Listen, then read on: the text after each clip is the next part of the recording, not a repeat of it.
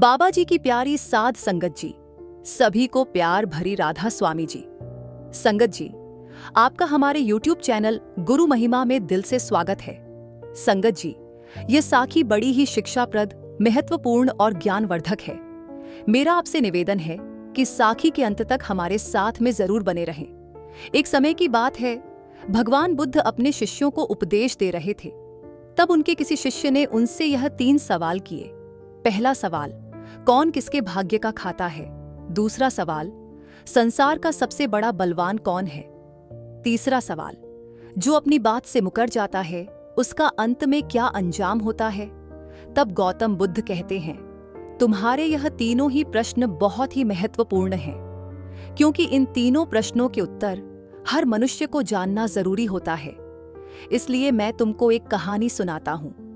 उस कहानी में तुमको तुम्हारे इन तीनों प्रश्नों के जवाब मिल जाएंगे। कृपया तुम इस कहानी को ध्यान लगाकर सुनना। एक जंगल में एक विशाल बरगद का पेड़ था। उस पेड़ पर एक बाज पक्षी रहता था। उस बरगद से थोड़ी ही दूर पर एक बिल था। उस बिल में एक सर्प रहता था। फिर एक दिन जैसे ही सर्प बिल से बाहर निकलने लगा तो उस सर्प को वह बाज पक्षी देख रहा था। जब सर्प बिल से बाहर निकलने लगा तो उसी समय बाज झपटा, परंतु सर्प अपने बिल से अधिक बाहर नहीं निकला था, इसलिए वह वापस बिल में चला गया। फिर थोड़ी देर बाद सर्प ने अपना मुंह बिल से बाहर निकाला और देखने लगा कि बाज पक्षी यहीं पर है या कहीं पर चला गया। फिर वह बाज पक्षी दोबारा उस सर्प पर झपटा, परंतु वह फिर से वापस अपने बिल के अंदर छुप गया। जैसे ही सर्प अपने बिल से बाहर निकलने का प्रयास करता तो बाज उस पर हमला करता और उसे उठाकर ले जाने की कोशिश करता। बाज मन में सोच रहा था कि जब भी तू बाहर निकलेगा तो मैं तुझे अपना भोजन बना लूंगा। और सर्प उस बाज के डर से बिल में छुपा रहता है। जब सर्प को उस बिल में रहते हुए काफी समय हो जाता है तो सर्प मन में विचार करने लगता है कि यदि राजा विक्रम कहीं से आ जाए तो वह दूसरों के कष्टों का हरण करते हैं, और राजा विक्रम ही ऐसे हैं जो मुझे इस बाज से बचा सकते हैं। राजा विक्रम को याद करता हुआ सर्प उस बिल में छुपा रहता है, और जो भी उस मार्ग से निकल कर जाता तो उससे सर्प कहता कि भाई कोई मेरी बात राजा विक्रम तक पहुंचा दो या मुझे राजा विक्रम से मिला दो, तो मैं उसका जीवन भर एहसानमंद रहूंगा। फिर एक दिन राजा विक्रम, जो दूसरों के दुखों को दूर करते थे, वह जंगल में जा रहे थे और उसी मार्ग से निकल कर जा रहे थे। तभी सर्प को पता लगा रास्ते से कोई जा रहा है, तो वह सिर्फ बिल के अंदर से ही कहने लगा, भाई कोई मुझे राजा विक्रम से मिला दो तो मैं उसका जीवन भर एहसानमंद रहूंगा। ये बात जब राजा विक्रम ने सुनी तो राजा विक्रम कहने लगे, क्यों भाई, आपको राजा विक्रम से क्या काम है? तब सर्प कहने लगा, देखो भाई, राजा विक्रम दूसरों के दुखों का हरण करते हैं और मैं बहुत दिनों से इसी बिल में पड़ा हुआ हूं। मैं बहुत दुखी हूं। जब मैं इस बिल से बाहर निकलता हूं तो इस वृक्ष पर एक बाज पक्षी का निवास है और वह बाज मुझ पर उसी समय पर हमला करता है। इसलिए मैं इस बिल से बाहर नहीं निकलता हूं और ना ही मुझे कुछ खाने को मिलता है। मैं ऐसे ही इस बिल में पड़ा हुआ हूं, ऐसे ही अपना जीवन व्यतीत कर रहा हूं। राजा विक्रम कहने लगे कि हे सर्पराज, मैं ही राजा विक्रम हूं, बताओ तुम्हारे कष्ट का निवारण कैसे करूं? तब सर्प कहने लगा, हे महाराज, जैसा आपको उचित लगे वैसा ही कीजिए, लेकिन मेरा इस बात से पीछा छुड़ा दीजिए, नहीं तो यह एक दिन मुझे मार डालेगा। तब राजा विक्रम कहने लगे, हे सर्पराज, तुम कहो तो मैं तुम्हें इस वन से कहीं दूर छोड़ दूं। सर्प कहने लगा, महाराज, जब आप मुझे दूर छोड़ने जाओगे तो यह बाज हमें देख लेगा और यह वहीं पर जाकर फिर से बैठ जाएगा और मौका मिलते ही यह मुझे मार डालेगा। हे राजन, आप मुझे कुछ समय के लिए अपने अंदर में बिठा लीजिए। आप अपने पेट में बैठने के लिए मुझे स्थान दे दीजिए। तब इस बाज को पता नहीं चलेगा कि सर्प कहाँ गया, और तब मैं आपके साथ इस वन से बहुत दूर चला जाऊंगा और आगे जाने के बाद मैं आपके पेट से बाहर आ जाऊंगा। तब राजा विक्रम कहने लगे, ठीक है सर्पराज, आप मेरे पेट में प्रवेश कर जाइए। राजा विक्रम अपना मुंह खोल देते हैं और वह सर्प राजा विक्रम के पेट में प्रवेश कर जाता है और राजा विक्रम के पेट में जाकर के बैठ जाता है। जब राजा विक्रम वन में आगे गए और आगे काफी दूर पहुंचने के बाद वह सर्प से कहने लगे, हे नागराज, अब आप मेरे पेट से बाहर आ जाइए। अब यह सुनसान वन है, इसमें कोई बाज आपको परेशान नहीं करेगा। ये बात सुनकर नागराज कहने लगा कि नहीं महाराज, अब मैं आपके पेट से बाहर निकलने वाला नहीं हूं। राजा विक्रम ने कहा, क्यों भाई, आपने तो मुझसे यह वादा किया था कि आप मुझे आगे सुनसान वन में छोड़ देना, मैं आपके पेट से बाहर निकल जाऊंगा। अब क्या हुआ? सुनसान वन आ गया, अब आप बाहर निकलिए। सांप कहने लगा कि देखो महाराज, जैसा रहने का आनंद आपके पेट में है वैसा उस बिल में नहीं मिलता। अब मैं तुम्हारे पेट से कभी बाहर नहीं निकलूंगा। राजा विक्रम मन में सोचने लगे कि यह तो बड़ा ही दुष्ट सर्प है, अब मैं क्या करूं? और अब उसके झर के प्रभाव से महाराज विक्रम के पूरे शरीर से कोढ़ फूटने लगा और महाराज विक्रम के शरीर से कोढ़ निकल आया। राजा विक्रम मन में सोचने लगे कि अब मैं यदि राजधानी को वापस जाऊंगा तो यह अभी संभव नहीं है, क्योंकि मैं इस वक्त कोढ़ी हो गया हूं और मुझे इसी वन में रहकर इस नागराज से भी छुटकारा पाना है। ये सोचकर महाराज विक्रम एक पेड़ के नीचे झोपड़ी बनाकर सो जाते हैं। उनके शरीर से कोढ़ टपकने लगा और बदबू आने लगी, जो कि सर्प का जहर था। सर्प कुंडली मारकर राजा विक्रम के पेट में बैठा हुआ था। राजा विक्रम उस वन में एक कोढ़ी की हालत में पड़े हुए थे। अब इधर उन्हीं के समय एक प्रसिद्ध जनपद था, श्रावस्ती। श्रावस्ती नगरी के महाराजा थे ताम्रध्वज। महाराज ताम्रध्वज की 3 पुत्रियां थीं और राजा ताम्रध्वज बड़ा अहंकारी और बड़ा ही अभिमानी राजा था। फिर एक दिन उसने अपनी 3 बेटियों से पूछा कि बताओ बेटियों, तुम किसके भाग्य का खाती हो? फिर उनमें से 2 बेटियां राजा के डर से कहती हैं कि पिताजी, हम तो आपके भाग्य का ही खाते हैं। परंतु उनमें से एक राजा की चित्ररेखा नाम की बेटी थी। वह चित्ररेखा अपने पिता ताम्रध्वज से कहती है कि नहीं पिताजी, मैं किसी के भाग्य का नहीं खाती हूं, मैं तो केवल अपने ही भाग्य का खाती हूं।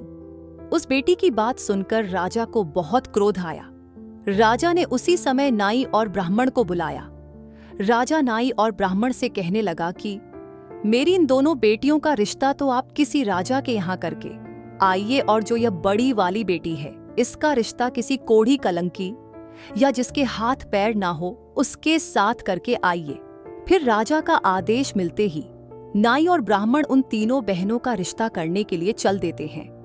उन्होंने राजा की दोनों छोटी बेटियों का रिश्ता तो राजवंशों में कर दिया, परंतु तीसरी बड़ी बेटी के लिए वर ढूंढते ढूंढते हुए उसी वन से निकलकर जा रहे थे जिस वन में राजा विक्रम अपनी झोपड़ी में कोढ़ी के रूप में पड़े हुए थे।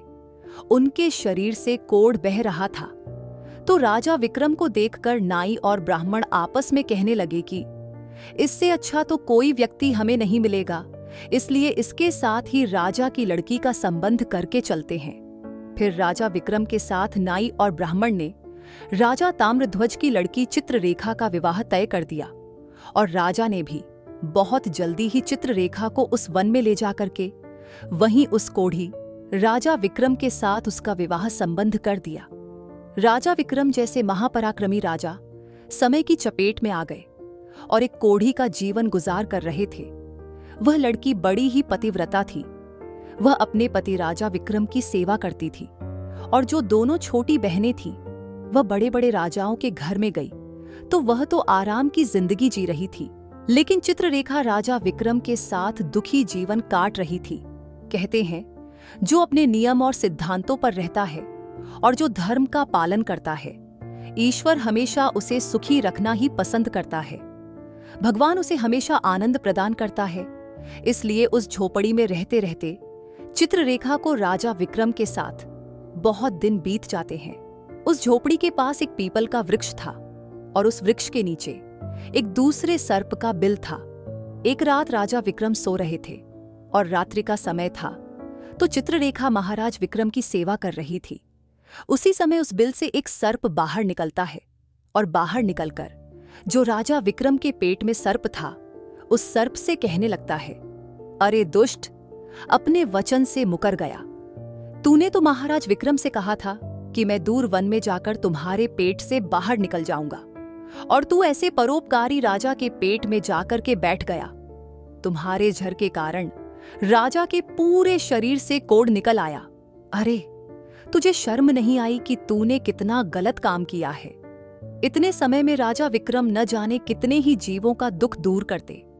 वह सर्प आगे कहता है, यदि कोई सुन रहा हो तो मैं तेरे मरने का उपाय बताता हूं।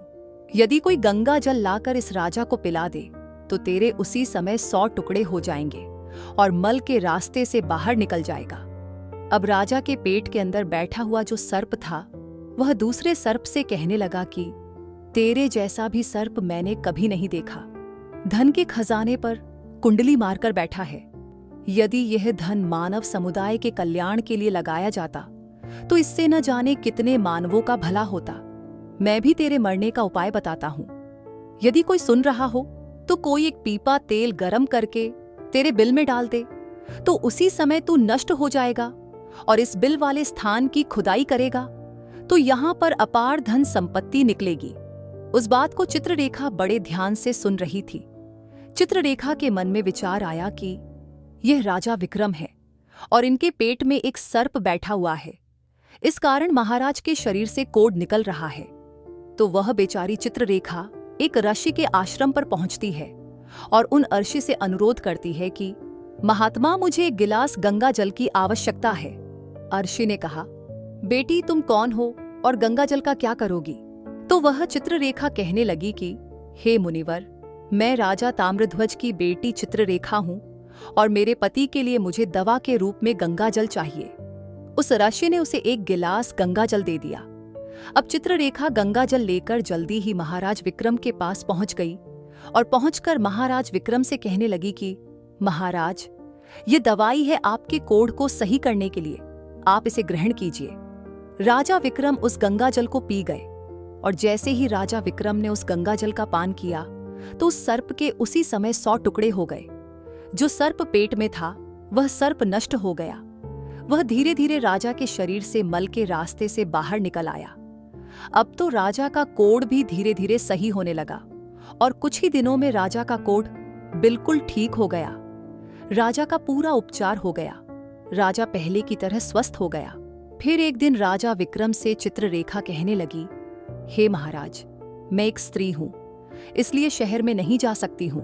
आप शहर में जाइए और एक तेल का पीपा लेकर आ जाए। राजा विक्रम कहने लगे कि चित्ररेखा, उस तेल का तुम क्या करोगी? चित्ररेखा ने कहा, महाराज, आप पहले तेल का पीपा लेकर आइए, फिर मैं आपको बताऊंगी। फिर चित्ररेखा की बात सुनकर राजा विक्रम बाजार में जाते हैं और वहां से एक तेल का पीपा लेकर आते हैं। फिर चित्ररेखा वहां आग जलाती है और उस आग पर उस तेल को गर्म करती है और गर्म करके उस सर्प के बिल में खाली कर देती है। जैसे ही उस बिल में वह गर्म तेल डाला गया तो सर्प की मृत्यु हो गई। तब राजा विक्रम से चित्ररेखा कहने लगी कि महाराज, अब इस स्थान को खोद दीजिए। तब फिर राजा विक्रम ने जब उस स्थान की खुदाई की तो वहां से अपार धन संपत्ति निकली।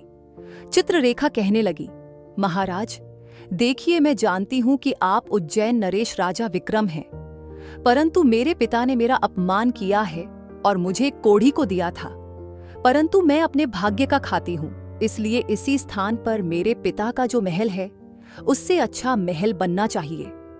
राजा विक्रम कहने लगे, चित्ररेखा, तुम कैसी बातें कर रही हो? हम नरेश हैं, भला यहां पर महल क्यों बनाएंगे? आप उज्जैन नगरी को चलिए। परंतु राजा विक्रम के कहने पर भी चित्ररेखा नहीं मानी। फिर राजा विक्रम ने उस वन में एक शानदार महल का निर्माण करवाया। इस संसार में सबसे बलवान समय होता है और कोई बलवान नहीं होता है। जिसका समय अच्छा होता है वह आगे बढ़ता है और जिसका समय खराब हो जाता है, जिसका समय विपरीत होता है, वह पतन की ओर अग्रसर हो जाता है। फिर राजा ताम्रध्वज पर एक दूसरा राजा आक्रमण कर देता है और उस आक्रमण में ताम्रध्वज पराजित हो जाता है और राजा ताम्रध्वज अपने परिवार सहित प्राण बचाने के लिए उसी वन में पहुंच जाता है। जब वन में राजा भूखा प्यासा भटक रहा था, फटे हुए वस्त्र और भूख से पीड़ित और प्यास से राजा का गला सूखा जा रहा था, तो राजा घूमते घूमते उस चित्ररेखा और राजा विक्रम के महल के नजदीक से गुजरता है। तो चित्ररेखा अपने पिताजी को पहचान जाती है चित्ररेखा ने अपने एक सेवक को भेजा और सेवक भेजकर महाराज ताम्रध्वज, जो कि एक फटी हुई हाल में थे, उनके पास वस्त्र नहीं थे, उन्हें बुलवाया। ताम्रध्वज ने सोचा कि यह न जाने कौन है और हमें क्यों बुला रही है। जब राजा ताम्रध्वज उस लड़की के पास पहुंचे तो लड़की को पहचान लिया। चित्ररेखा ताम्रध्वज से कहने लगी कि पिताजी, मैं वही चित्ररेखा हूं और मैं आपसे यह कहती थी कि मैं मेरे भाग्य का खाती हूं। देखिए, मैं मेरे ही भाग्य का खाती हूं, आपके भाग्य का नहीं खाती हूं। आपने मुझे एक कोढ़ी को दिया था, परंतु मेरे भाग्य में तो एक सम्राट लिखा था। देखिए पिताजी, मैं उज्जैन नरेश राजा विक्रम की पत्नी हूं। राजा ताम्रध्वज विचार करता है और अपनी उस लड़की से अपने अपराध के लिए क्षमा मांगता है।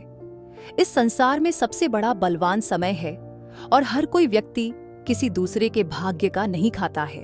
हर कोई यह सोचता है कि यह मेरे भाग्य का खा रहा है, लेकिन नहीं, कोई किसी के भाग्य का नहीं खाता है। जो कोई खाता है वह अपने भाग्य का ही खाता है। हर दाने दाने पर खाने वाले का नाम होता है। आप यह ना सोचें कि हम किसी को खिला रहे हैं। आप किसी को खिलाने वाले कौन होते हैं? इस संसार को खिलाने वाला तो एक ही है और वह है परमेश्वर। जो अपनी बात से मुकर जाता है उसका अंत वही होता है। जो राजा विक्रम के पेट में बैठे हुए सर्प का हुआ था, अंततः वह विनाश को प्राप्त होता है।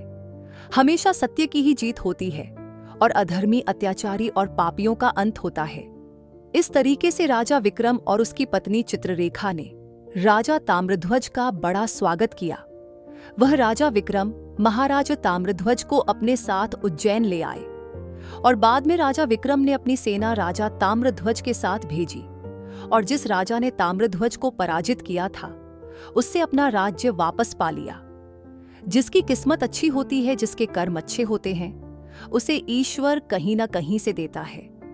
हम और तुम तो अपने परिवार का पालन करने में भी हिचक जाते हैं, लेकिन इस संसार का पालन करने वाले को देखिए, वह पूरे संसार का हर जीव जंतुओं का ध्यान रखता है। संगत जी, वीडियो अच्छा लगा तो इस वीडियो को लाइक करके कमेंट में राधा स्वामी जी जरूर लिख दीजिए और हमारे इस चैनल को अवश्य सब्सक्राइब कर लीजिए ताकि हर एक नया वीडियो आप तक तुरंत पहुंचे। राधा स्वामी जी।